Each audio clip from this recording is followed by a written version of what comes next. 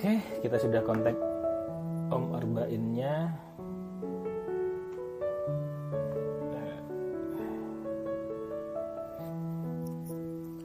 Malam Om Juang Nasution. Kan kabarnya beli Agus Made, bukan Rastaman. Nah, Om Arbainnya sudah join.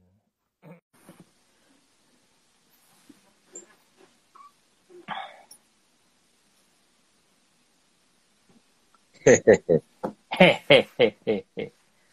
Untuk baterainya semoga cukup. Aku pasang charger dulu. Apa? Masih ada 2 menit kok. Ya, aku masang charger dulu kabel Aku rumah ya. sambil menyapa teman-teman semua. Siap. Malam teman-teman semua, apa kabar? Bagaimana harinya di Senin ini? Halo Bang Riga. Bagaimana Auckland? Auckland apakah masih lockdown? Malam Om Harian Kompas, apa kabar? Aku utang mulu, video belum kasih-kasih. Halo Mbak Asi. Om Arif Tulang, Om Gun, Motolot, Epi Hujainya, Alvan, Akila, semua Sudariana. Selamat malam semua.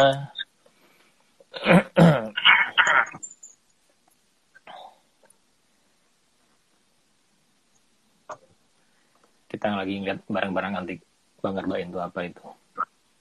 Halo Mas Jumni. Halo Mbak Indah Listia. Beras Pulen, keliling Aceh.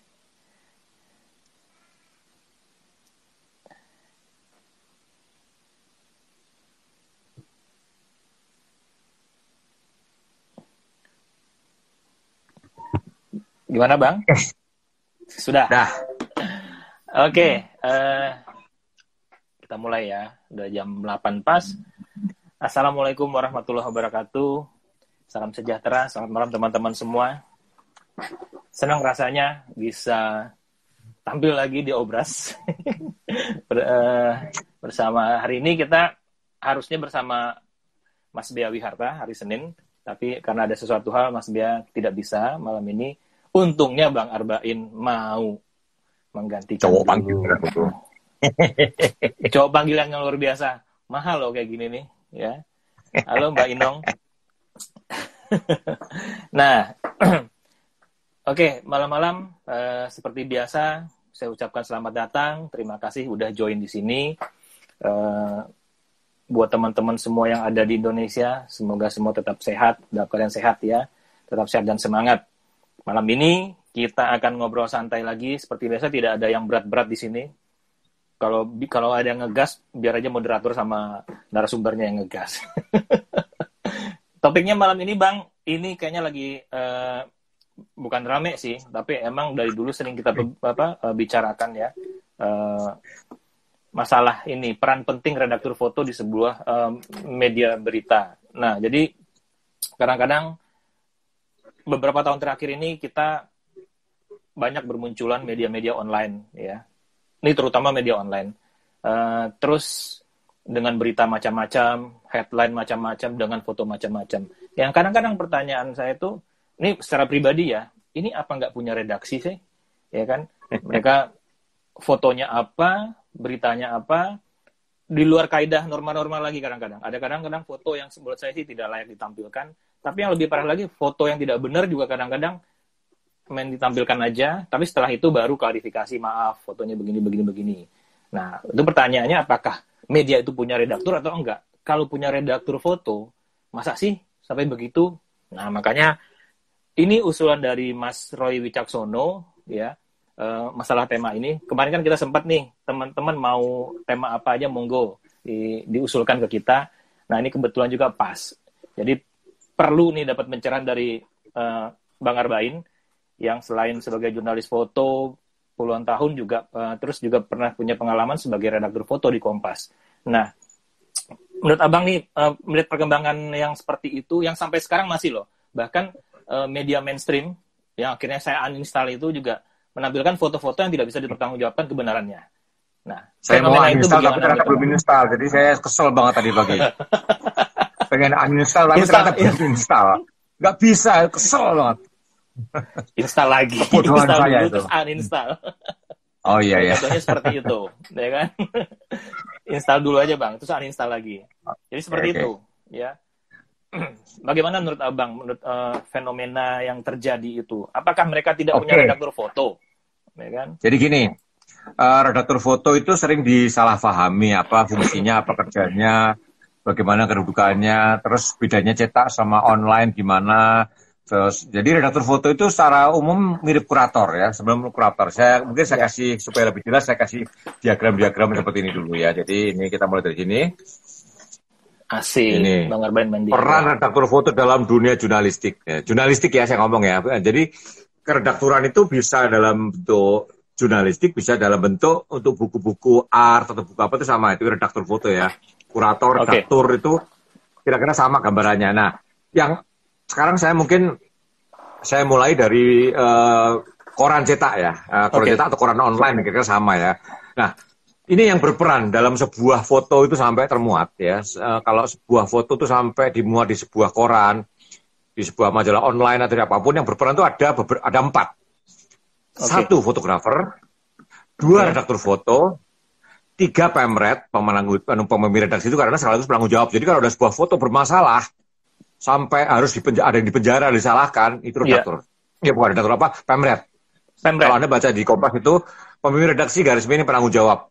Ya, jadi Oh, ya, fotografer itu udah nggak salah lagi kalau foto udah keluar di koran ya. Itu yang orang iya. harus salah. Dan terakhir adalah desainer layout, ini jangan diabaikan.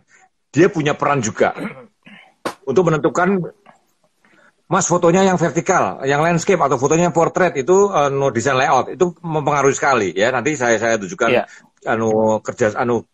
diagram kerjasama dari 4 hal ini. Fotografer, redaktur foto, pemret sama desainer layout. Sekali lagi iya. saya bilang tadi bahwa kalau ada sampai foto bermasalah, itu penanggung jawab atau Pemret pemret yang ya. akan dipenjara misalkan. Jadi sebuah foto segawat apapun, itu kalau diterima redaktur, tanggung jawabnya udah pindah ke redaktur. Oke. Jadi seorang fotografer itu motral aneka yang gawat ya, diserahkan ke kantor, dipilih redaktur, betul-betul oke saya pilih ini, selesai tanggung jawabnya. Kalau ada apa-apa yang terjadi oleh foto itu udah bukan tanggung jawab fotografer itu lagi. Oke? Itu udah Oke. diambil alih oleh redaktur. Ya, Lalu, setelah foto itu di layout dan di-proof oleh pemret, dicek dulu, oke, cetak. Nah, setelah keluar dicetakan, apapun yang terjadi pada sebuah foto itu tanggung jawab pemret. Redaktur maupun pemret itu tidak akan ada kewajiban apa-apa lagi terhadap sebuah foto. Ya. Jadi sebenarnya gini, ya, dalam sebuah koran, yang paling berperan itu adalah pemret. Yang paling berperan, lainnya itu hanya pembantu-pembantunya, ya toh. Seperti Ratpel itu kan pelaksana harian ya. Redaktur foto, dan redaktur politik, redaktur ekonomi itu membantu pemret supaya kerjanya nggak umpel-umpelan itu loh. Oke. Tetapi finishing terakhir tetap di tangan pemret. Semua keputusan terakhir. Jadi redaktur foto, redaktur ekonomi, redaktur metropolitan, redaktur seni segala itu hanya membantu kerjanya pemret supaya dia sebagai manusia biasa lebih ringan kerjanya lah, masuk akal itu kan. Membantu itu. Tapi setelah cuma dipilih, keputusan terakhir tetap di tangan pemret. Nah itu yang harus disadari ya. Lalu pemret ini nanti akan oke setuju semua. Desainer layout itu yang akan mengatur. Dan desainer itu bisa nawar ke redaktur foto. Ada nggak fotonya yang landscape ini? Ini layoutnya bagusnya yang landscape. Udah berapa hari ini portrait terus mas? Sekarang kalau bisa landscape. Atau mas headline-nya ini nendang banget nih. Fotonya tak turunin boleh ya. Jadi ada kerjasama redaktur foto dan desainer layout, dan yang terakhir diputuskan yes or no-nya itu oleh pemimpin redaksi. Itu yang harus dipahami ya. Ya, jadi ada fotografer yang disuruh oleh redaktur foto. Redaktur foto itu di samping milih juga menugaskan. Ini ada kebakaran. Wah, ini ada kerusuhan. Wah, kerusuhan ini disampit nih. Ini katakanlah etnis ya. Kerusuhan yang etnis ya. Dayak dulu misalkan ya. Si redaktur nggak akan nyuruh fotografer yang Madura atau fotografer yang Dayak. Itu nanti jadi nggak objektif. Misalkan seperti itu kan. Itu jadi seorang redaktur tuh memilih tim yang paling pas untuk suatu liputan. Itu tugas redaktur ya. Jadi dia menugaskan. Jadi redaktur itu menjembatani tugas ke fotografer sama ke pemret. Dia di tengah-tengah itu. Pemret minta dong nanti pemilu fotonya bosen orang nyoblos lagi, tolong pikirin foto yang lain. Nah itu pemret ngomong ke redaktur yang memikirkan teknis pelaksanaannya ya. Jadi ini yang saya bilang ini diagram yang harus dipahami. Ada fotografer, ada redaktur foto, ada pemret, ada desainer. Dan desainer. Ada desainer. Bang, jadi dari diagram ini redaktur foto tetap garda terdepan dulu dong ya Bang ya. Jadi dari fotografer sebelum menyerahkan sampai ke meja pemretnya, berarti kan redaktur foto dulu yang nyaring ya. Nah, pemret itu setelah semua beres semua baru sebelum dicetak dibaca oleh pemret. Dia setuju atau tidak? Nah, ada apa nggak sih, maksudnya redaktur foto tuh punya bargaining power nggak sih? Bos, gue pengennya ini gini. Tapi tetap bisa. Jadi gini, dia kalau pemret sampai mengkat, dia bisa membantah. Tapi bagaimanapun juga keputusan terakhir di tangan pemimpin redaksi. Nanti saya kasih contoh. Saya contoh foto ini. Ini zaman Soeharto ya. Lihat foto ini. Anda mungkin ingat foto ini ya. Januari 1998. Ya, IMF. Ya. Saya milih foto ini. Menurut saya foto ini keren sekali ya. Januari 1998. Jadi Michael Kamdesu dengan angkuh kaca pinganu bersedekap gitu, Soeharto tampak begitu tak berdaya menandatanganin kesepakatan tunduk sama IMF. Ini foto menurut saya bagus banget saya pilih. Nah, gini, namanya pemret itu ada namanya Wapemret ya. Jadi nggak satu orang kan. Karena kalau pemretnya berhalangan ya Wapemretnya yang bekerja itu sama ya. Pemret sama Wapemret itu ganti-gantian aja. Jadi bukan suatu yang harus dibedakan ya. Itu kayak redaktur foto, ada wakil redaktur foto itu sama aja sebetulnya ya. Iya. Itu. Nah, waktu itu Mas Agus Palangkuan datang ke meja saya bilang gini, kamu mau Kompas ditutup? Ganti fotonya. Ganti yang apa, Mas? Ya tetap ini, tapi jangan adegan yang ini. Ya, oke? Jadi, saya sebagai redaktur, dengan pikiran saya yang mungkin lebih sempit daripada pemret yang lebih berpengalaman ya. Mas Agus itu, pemret itu dari Kompas berdiri, udah kerja di Kompas itu loh. Sementara saya waktu tahun 98 ini baru 2 tahun jadi redaktur foto. Baru 2 tahun saja di redaktur foto. Emosi saya merasa foto ini keren. Mengedepankan keren dulu nih, ya kan? Iya, ini keren kan, sebagai momen juga keren banget kan foto ini. Keren banget fotonya. Iya, keren banget. Tetapi Bapak Mas Agus bilang ganti. Ini foto membahayakan Kompas. Ada yang marah pasti gitu kan. Bisa Pak Harto marah, bisa orang sekitar Pak Harto marah gitu kan. Ada orang yang merasa nasionalismenya terusik gitu kan. Iya. Akhirnya saya harus mencari frame lain. Jadi akhirnya saya pilih frame ini. Berarti kan baik-baik Kamdesu nih ya. Ekspresi Kamdesu lihat ya. Iya. Kamdesu begitu angkuh ya. Ini Soeharto begitu tak berdaya. Jadi foto ini yang saya pilih. Karena Mas Wapemret, Mas Agus almarhum ya. Sudah meninggal. Minta diganti. Ya saya harus nurut. Karena saya itu hanya pembantu dia. Akhirnya saya ganti ini. Yang dimuat adalah foto ini. Lihat. Beda sekali kan? Beda. Yang dimuat di Kompas nih. HL Kompas lihat. HL Kompas tanggal 16 Januari 1998. Kamdesunya wajahnya lebih lunak kan? Ya, angkuh, lihat pegang kacamata kan? Betul. Lebih lunak kan? Ya, Anda lihat bahwa Bang, tapi untungnya si fotografernya juga punya beberapa frame ya. Jadi Bang masih bisa. Nah, itulah. Makanya seorang fotografer karena bilang kenapa motretnya boros amat? Ya karena hal seperti ini bahwa beda 1 detik itu foto itu bisa beda. Dalam jurnalistik, beda 1 detik pemotretan itu foto bisa beda maknanya. Bisa beda banget. Ya nanti saya ada contoh lain yang tidak kalah menarik bahwa iya. Ya. Tapi ya saya tangkap di sini juga seorang pemret di situ wise-nya di situ ya, karena dia memikirkan efek dan ekses yang lebih luas ya. Kalau misalnya Bang Bayu, wah ini gagah-gagahan, ini foto ini memang keren banget gitu. Tapi seorang pemret juga memikirkan ini eksesnya akan bisa meluas gara-gara hanya sebuah foto saja kan gitu ya. Saya ingat suatu hari tahun 90-an awal, masih zaman Orde Baru juga, di rapat itu ngomong gini ke Pak Yakob, Pak, kita jangan cemen dong Pak, kita muat aja Pak, ditutup kita ditutup nggak apa-apa, kita bangga gitu kan. Jangan pengerti dong Pak, muat aja, kita tutup aja, kita tanggung sama-sama. Apa kata Pak Yakob? Kompas itu ribuan karyawannya, wartawan cuma 200. Hanya gara-gara egonya 200, yang 1.800 lagi jadi ikut nggak makan, nggak bisa. Itu yang harus Anda ingat ya. Jadi kadang-kadang wah Kompas cemen, enggak. Kompas tuh mikir banyak karena karyawannya nggak cuma wartawan yang mungkin punya pride. Kalau Kompas ditutup masih bisa kerja tempat lain. Tukang bikin kopi, tukang nyapu segala kan kalau ditutup kan nggak makan. Jadi kalau ada sebuah media itu Anda bilang cemen, Anda coba bayangkan itu omongan Pak Yakob itu nggak bisa. Kalau Kompas ditutup yang 1.800 makan apa? Kata Pak Yakob. Jadi tidak bisa kamu sombong, kamu 200, kamu aja, ya. Iya betul. Jadi kadang-kadang sebuah media cetak itu nggak cuma informasi dengan benar, ada pemikiran itu karena bagaimanapun news itu bisnis, bukan cuma pride. Ya. Wah kita harus suarakan kebenaran. Ya pikir aja koran sendiri, gitu loh. Begitu sebuah koran itu jadi dipercaya, koran itu mungkin dulunya hebat sehingga dapat kepercayaan, tapi begitu dia jadi besar, susah untuk tetap hebat seperti itu, karena udah mulai mikir sebagai bahtera utuh kan, itu yang harus pemikiran. Kayak ini juga ya kan, foto ini nih nggak bisa sembarangan ini. Ini kalau Anda mengalami zaman era Orde Baru, gimana Tempo di Bredel tahun 94, Tempo di Bredel tahun 94 itu soal pembelian kapal itu kan. Kompas pernah di Bredel tahun 78, nggak boleh terbit, harus minta maaf, harus tandatanganin, nggak boleh gini, nggak boleh gini, nggak boleh gini, nggak boleh gini. Waktu itu Pak Oyo nggak mau tanda tangan, kalau salah ya Pak Yakob bilang kita ngalah saja. Istilahnya Pak Yakob juga, buat apa beritamu hebat tapi habis itu kamu nggak terbit. Nah itu makanya Kompas dibilang bunglon dulu dibilang bunglon loh. Dulu dibilang bunglon, Kompas itu era baru selamat, setelah era baru ya tetap selamat ya kan, karena kita memang bisnis gitu loh kan. Bikin berita jangan hebat-hebat banget tapi habis itu nggak terbit. Ya, bahasanya Pak Jakobnya lebih wise lah, berpikirnya secara luas lah, tidak memikirkan hanya sekedar pride atau ego semata gitu kan. Karena urusan foto satu aja bisa eksesnya bisa luar biasa gitu. Itu Pak Willy ngomong tuh, ngalamin di majalah Populer, agar ada kasus ya Pemret yang harusnya. Itu dulu ini ada terjadi rekan saya Abbas, sekarang Abbas sudah pindah Jakarta ya, Abbas itu di Tribun Timur tuh, waktu itu kasusnya Angelina Sondah.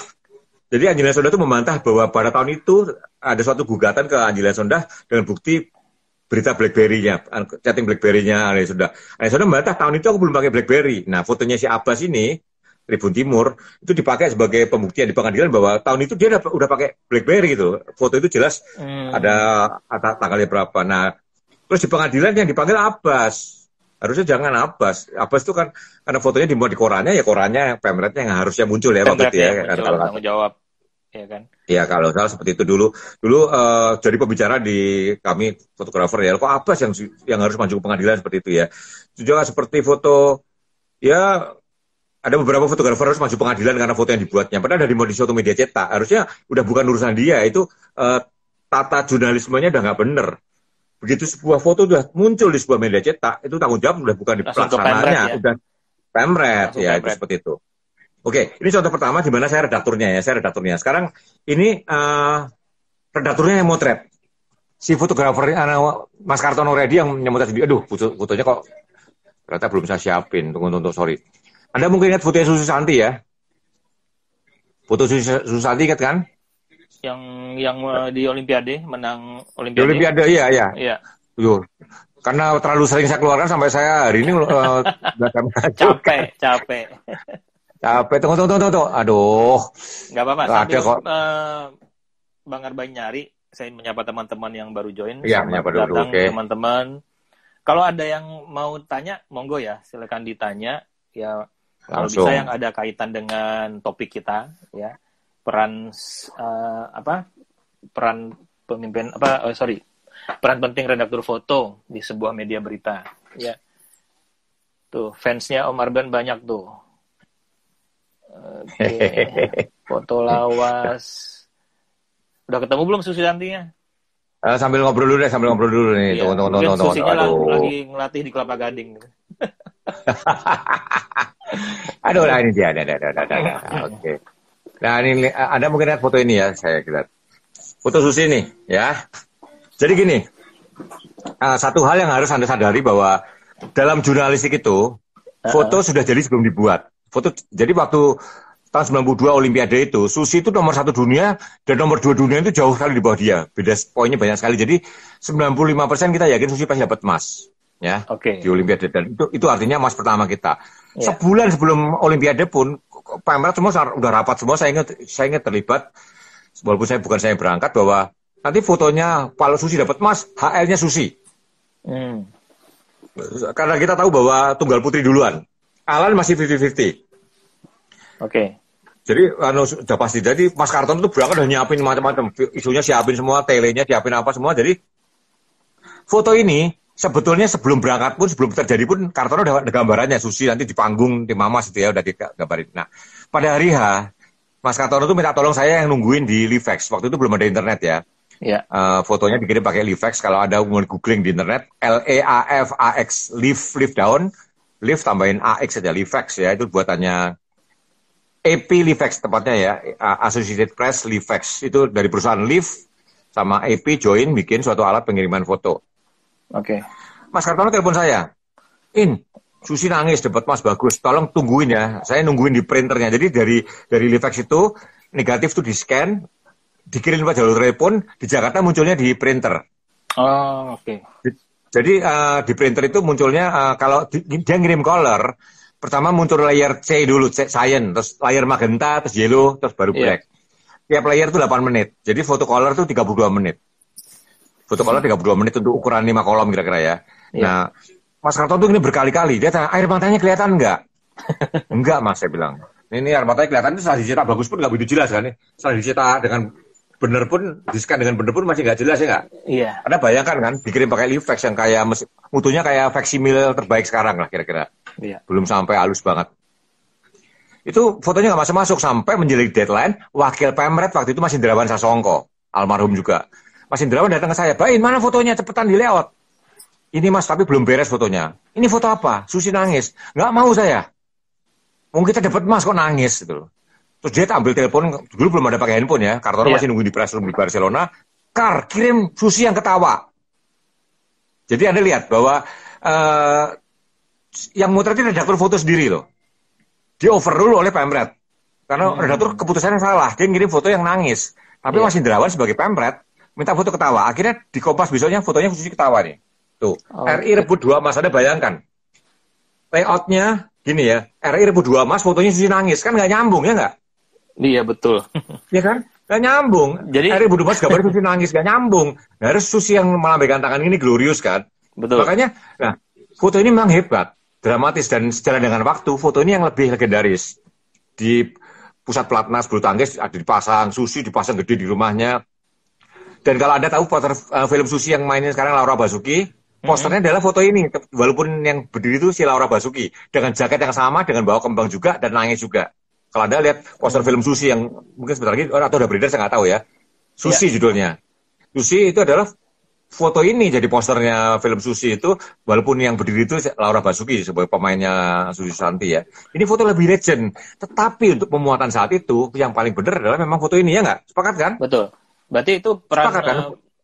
Pemret banget ya. Pemretnya juga harus mengerti rasa juga ya, dalam tanda kutip ya. Nah itulah, Mas Kartono itu redaktur, tapi dia memotret. Nah, seorang yang memotret itu subjektif. Foto yang biasa, rasa dia ikut masuk di foto itu nggak benar. Makanya waktu saya redaktur, ada Tsunami Aceh, ada peristiwa tim-tim, saya nggak boleh berangkat supaya saya bisa milih foto dengan logis. Ada bayangkan, saya berangkat ke Tsunami, ya, saya berangkat ke Tsunami, saya lapar, saya bau bangkai segala, foto yang biasa-biasa, saya nggak makan segala, foto yang biasa rasanya hebat di mata saya kan. Betul. Sementara setelah dimuat, bagi pembaca yang nggak ngerasain itu semua, apa nih foto ini gitu kan?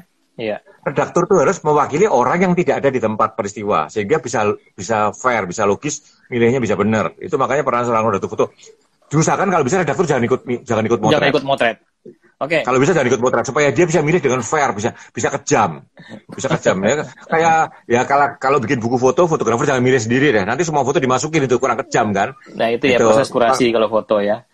Ya, proses kurasi dia harus orang lain yang enggak. Ini kita jawab pertanyaan dulu nih Bang. Nanti takutnya kelewat banyak. Dari Mbak Dewi Arimbi ya. Mbak Dewi nanya, seberapa besar sih tekanan pemerintah untuk tidak memunculkan sebuah foto gitu, yang udah kita bahas sebelumnya tadi, ya kan?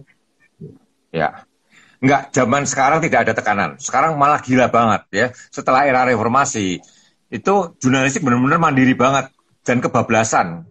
Jadi kadang-kadang malah kebablasan. Jurnalistik malah sekarang kebablasan. Sekarang itu presiden pun digambarin macam-macam. Pak SBY juga hebat loh.